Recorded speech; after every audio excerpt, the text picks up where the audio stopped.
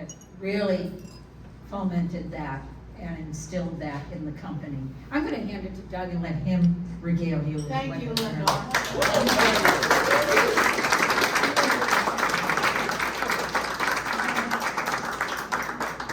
She's going to have some wine and then get back up here. I can't do what I'm going to do with this mic. Because I feel that, yes, my mic stand. Oh my God. What'd you say? Behind every good man. Improv night.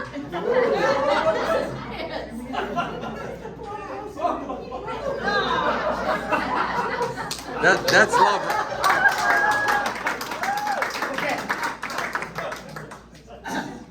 This is my way of saying that we wouldn't be here without all of you. Because you all bought into a vision that really shouldn't have happened. Because we decided to do the plays that you don't keep a theater company going on. Because we decided to do the plays as, I got to quote Mark Twain once. Mark Twain said that a classic is a book you want to have read and won't read. Well, we do the plays you want to have seen but won't see. And somehow we existed 43 years doing those plays. And so this is my way of acknowledging all of you and what you had bought into. So, I wore the perfect shirt tonight because I didn't know they were going to be here. But most of the cast of this show, which is one of, I think, the third season, I don't remember, is here tonight. So, if you're associated with this shirt, stand up. Come on, Mike, Terry.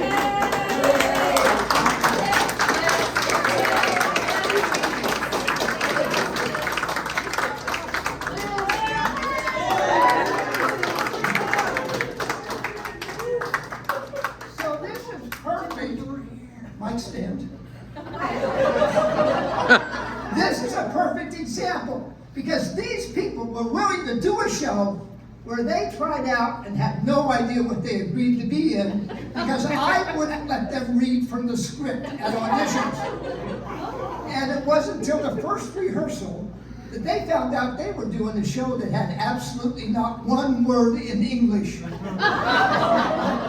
And that it was all in Spanish and French. So, thank you. So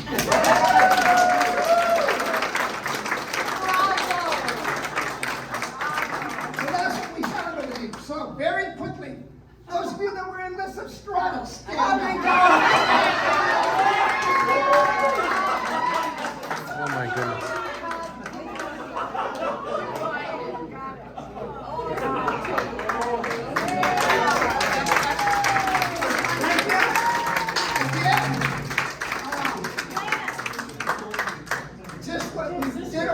John, every guy, just like in Greek theater, had a phalanx covered in argyle socks. Every guy had an argyle. They eventually got to where they were 3 feet long.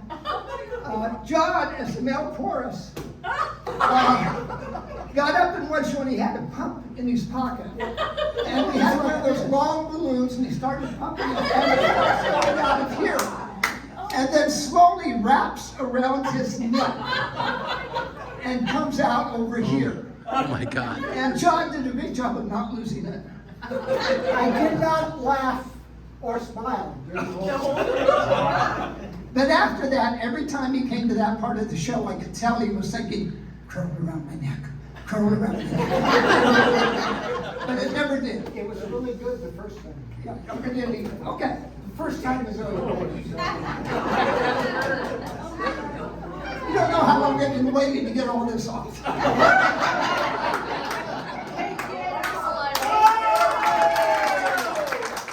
those who are in Lucky Survivor, drop your type. Any of the 5.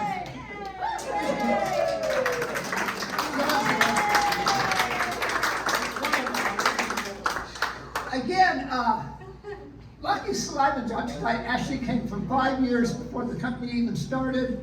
Those of you that might know Steve Abelt, and I were working at 2:30 in the morning on the set for Five Flags Theater Company, and we came up with Lucky Saliva and Dutch Tide, the illegitimate sons of Julian Dubuque. Liz was their sister, Pistoffa. This is confident in you. It makes it's more important. So, eventually, as we did 5 different shows of it. It was a workshop show. We got in and we created this kind of like a Saturday night live about Dubuque. And we set up the Bijou Room with tables and a bar and everything. And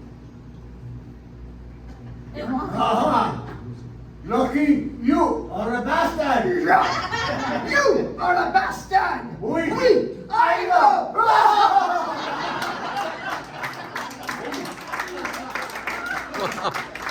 Wow.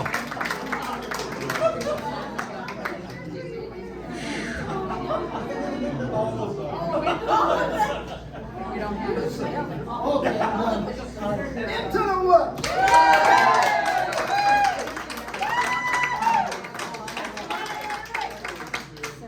So this is where we would take the Bijou Room and make it into the setting for the show. So with Liz and Rich, stand up. Rich, stand up. Way back there. They did the set design. And we turned the entire Bijou Room into the woods. We spent a year collecting fabric. Green and brown, and we tore it in like 3-inch strips and frayed the edges, and they hung it everywhere, and the audience came in and walked down the paths to get the little seating sections, and the action would happen anywhere in the room that you were in the environment of those woods. And we continued to do that. Lenore did cabaret, and we turned the whole Bijou Room into the Kit Kat Club. And it happened all around you. So this is just a tour through shows that we did.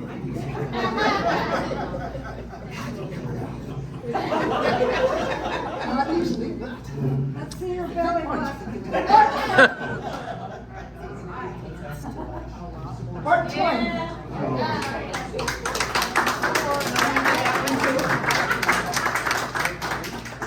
Again, original show, done in the theater first.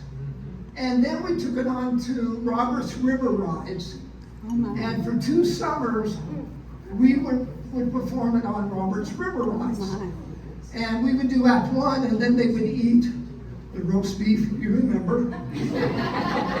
As long as you didn't have to listen to every single musical number done on a guitar the 3-4 times. Because I forget his name, but everything was done in the waltz too. Al Block. What? Al Block. Yes. And then after they ate, we would do Act 2, and then we'd have to stand around and take pictures with them. But my favorite story is one time, I don't know if it was you or not, Kevin. The ensemble was me and an ensemble of 4. Mike and Mike and me and Liz. But one of them, We had several. well, they didn't stand up. We were the. We had several ensembles. But we were on the riverboat, and we were at the part in the beginning where they did little snippets from different Mark Twain's writing. And someone had gotten to the part where they were delivering the speech about it's lovely to live on a raft. We had the stars up there all speckled with stars. And I looked out through the boat on the windows because they weren't gambling, so they wanted you to be able to see the river. And there was a raft floating down the river. And whoever had the line realized that, and they had the brilliance to walk over to the window so that the audience would turn and see the raft as they were talking about it. Dave McDermott. Huh? Dave McDermott. Was it? Yeah. But it was just a beautiful moment because the sun was setting and all that on the river. So, Oh my gosh. I know. I didn't know we had so many shirts over the years.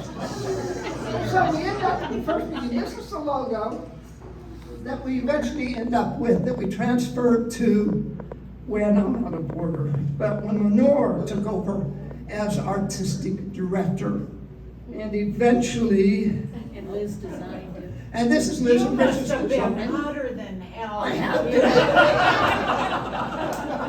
You don't know how long it took me to get dressed.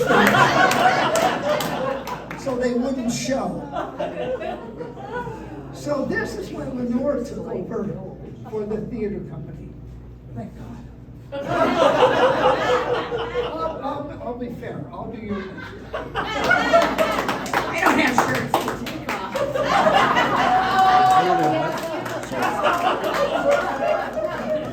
And just say, put it back on.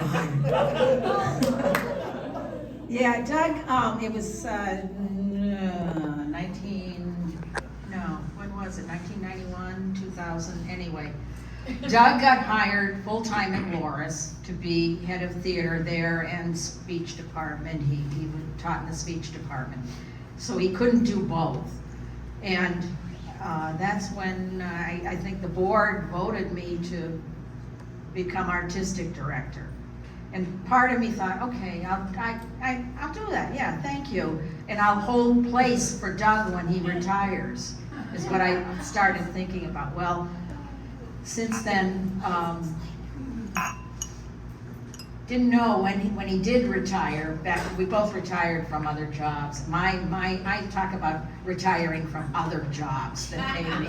He had a professional job in 2018. So, yeah, and it wasn't sure whether he wanted to come back or what capacity. He did end up coming back, often doing the set designs and set building, and we have building crew here that would help him out. And so he's done a lot of that, but he's tired of it. We're all, he gets tired. We're 75 years old now. It's like, okay. No problem. Well, I don't feel like I'm done doing theater or I found myself this last year as we prepared, we just started talking about this a couple of years ago on the board, and I'm really glad that we all did. And last year, the board was asking, so when is it gonna be, Lenore? And, we worked through that, and we're so fortunate, I feel fortunate, that Sunil, who's been on our board for how long, I can't remember, but not as longer than when I waited for you to be in Ganesh.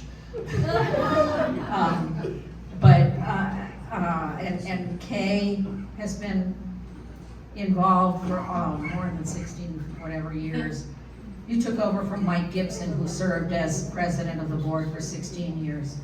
And then Amelia stepped into the board position so that we could split the position of artistic director into two, artistic director and managing director, which makes a lot of sense, and which a lot of other companies have. And it was time for me, because I'm a real techno idiot. And the way things are being communicated these days, and I don't know all of that, and I thought, I won't miss that. And the board may not miss the way I communicate. So, it all worked out. There have been times, am I sad? I've gone through some sad moments, but as soon as they came on, I realized I was doing something that I won't miss this. It was several things, So I feel very fortunate that we could make this transition. And with all of you here, there's so many thank yous to people that kept us going at times. We had our challenges. Every company has its challenges. And one of the things we adopted was, we're gonna work the challenge, we're not gonna let it work us. And it worked out, it always worked out. Whether it was weather or sickness or something that forced us to have to cancel something and move on. So I'm very, very grateful one of the values that we hold, and I put it this way, is that, and we do have a value list by which we operate. The first one is, we honor the work we are privileged to do. And for almost all of you in this room who do the arts or anything, you're privileged to do it. And I take that very much to heart. Luck of the draw, I could have been born somewhere where I had to wake up every morning and not know my worth at all, or have to survive every single day. And I think, wow, I didn't. Luck of the draw. And so we are privileged to do the work we do and celebrate it. There's a lot of other values too that probably are on our website or something. I didn't memorize them. That's the one for me that keeps me going. And we aren't leaving theater. What I hope is that maybe we'll be able to pick and choose what we kind of want to do. And I want to thank Sunil and Amelia, Kay, they are organized, and the board organized this. Terry's been on our board forever.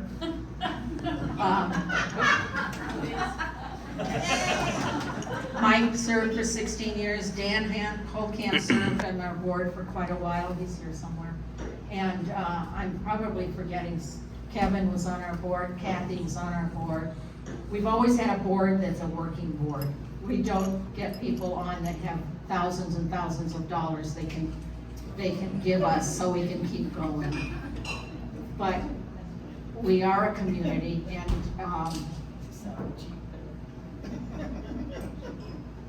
what are you doing? Oh, Doug wants to finish up. Anyway,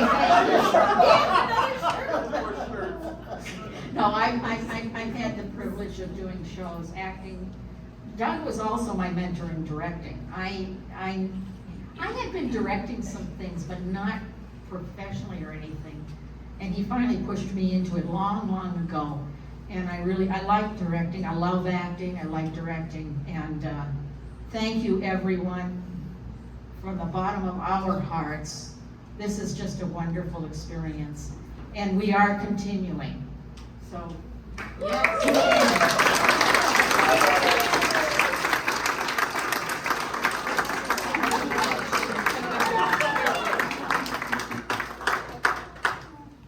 This is a shirt Lenore gave me. So it represents to me Lenore and my daughter Caitlin. This is for those who've been shipwrecked. I don't know if any of you are here tonight. So it was under her as artistic director. Yeah, John did the music. But it represents for me, again, everybody, but especially Lenore, because I've talked about this with the board, but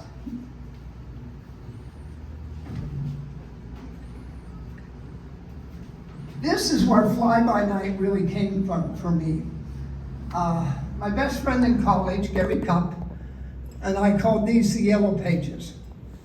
And they were what Gary Cupp and I started in our junior year, coming up with the theater company we were going to form after we had gone to graduate school. Lost contact with Gary, but for me, this became Fly-by-Night. No one's ever going to read this because it's two pompous juniors in college who think they have the answer to everything. We even called it the Theater of Artistic Life. I like it. But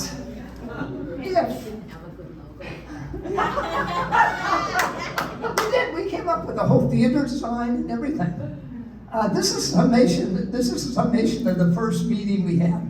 So if you look around this room, and especially at us, that night Gary and I wrote, people involved in the company will be aged 18 to 35. Because we were going to work with old people. people.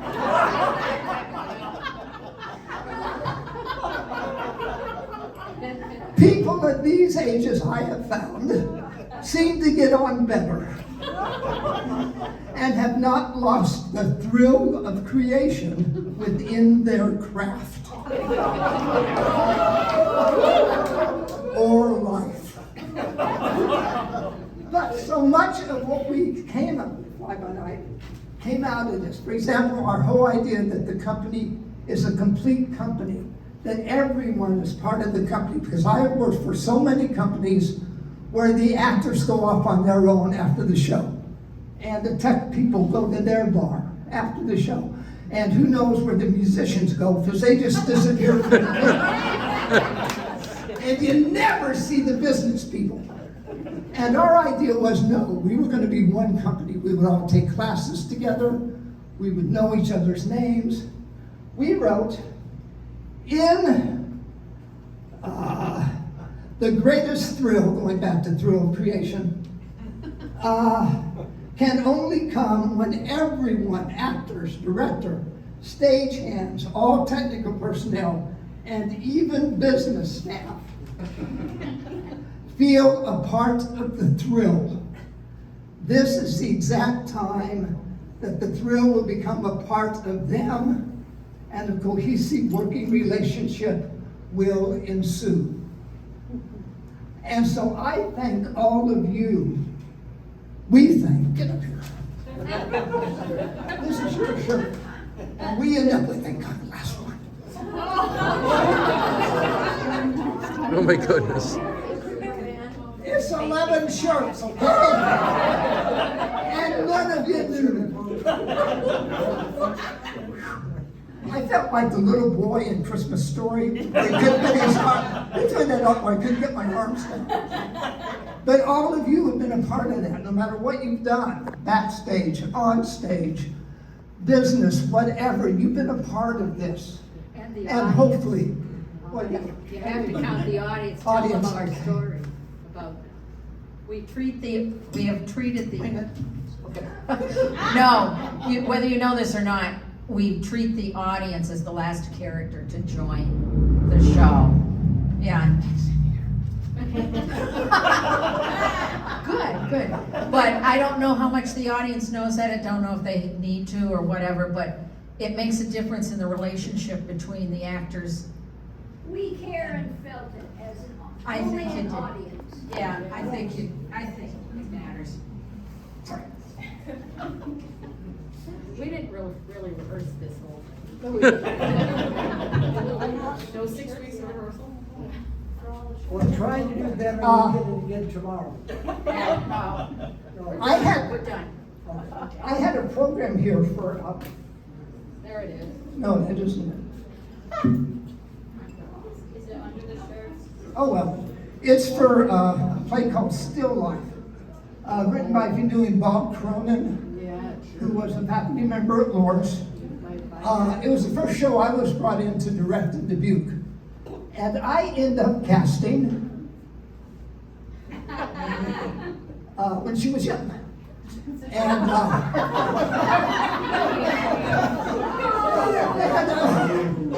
and I was young too. And I found out that yes, the casting couch works. Whoa. Woo. Oh my God. Whoa. Wow. I'm gonna pay that for later. But you know, people would say most guys marry their mother. I didn't. I married my Gary Cup. Because for some reason she bought into, I've never let her read that. Because then I figured, oh crap, she's gonna realize how full of it I am. But if she really read it and all the stuff Gary and I wrote, it left to the end. So, if I could have Sunil, Amelia, and Kay up here.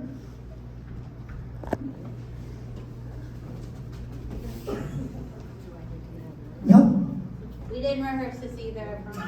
Get over there. First of all, to everybody, thank you for this. Oh, that's beautiful. Uh, Really. This is actually one of my favorite Gail pieces. I actually just bought one of her pieces, the last show we did under Lenore, where I thought Stephanie's here somewhere. Yeah, where, What the Constitution means to me, where if you missed it, it's one of those shows you wanted to see and should have. Because you would have seen Stephanie, in my opinion, give a master class in acting. She was phenomenal. And we usually buy gifts to each other. So actually, Gail had a piece there. And I bought it before the show opened up to anybody else, so I made sure that I could give it to Lenore. Because there was an art show associated with the play based on people's impressions of the Constitution. So, as Lenore and I exit, we pass this on to you as our way of giving you the reins of the theater company and wish you all the luck in the world.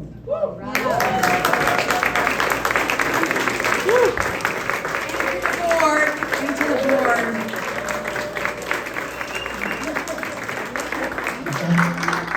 Thank you, everyone. I don't have any more to add.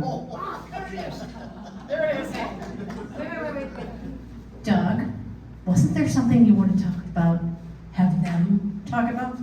Maybe to do with the Five by Night Productions memories of theirs? Something? anybody has any other Nothing? they want to share?